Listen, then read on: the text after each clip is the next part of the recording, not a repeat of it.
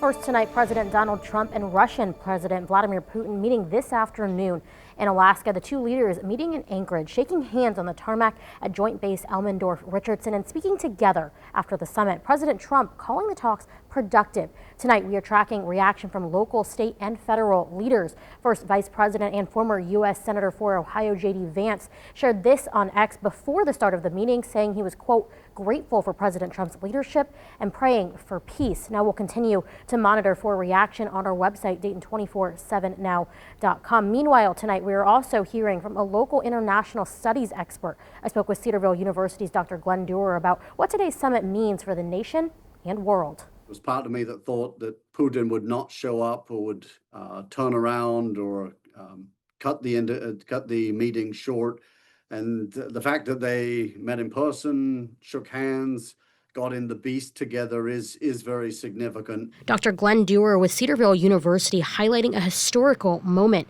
President Donald Trump and Russian President Vladimir Putin meeting in Alaska, Putin's first trip to the U.S. since 2015. It's a significant location because there is an international criminal court warrant out for Vladimir Putin. It's one of the reasons why they couldn't meet in Canada or many European countries. At the same time, it's a beautiful setting, as I mentioned, a really powerful location for the United States. The two leaders discussed ending the over 3-year war between Russia and Ukraine. President Trump saying great progress was made, but Duerr warned several big questions remained even before Friday's summit.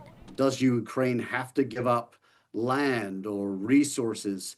Is Vladimir Putin actually going to give up, or is he just kicking the can down the road? After all, he invaded the country of Georgia in 2008, Ukraine the first time in 2014, and then again in 2022.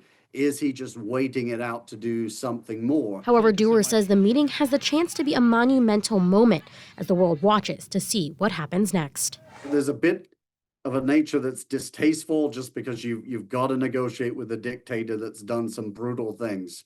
But that's the nature of being president of the United States, whether you're a Republican or a Democrat. The fact that the meeting is taking place leads to some hope, if not optimism overall. Now, President Trump called the discussion with Putin, quote, extremely productive, but said the two didn't get there. We had an extremely productive meeting and many points were agreed to.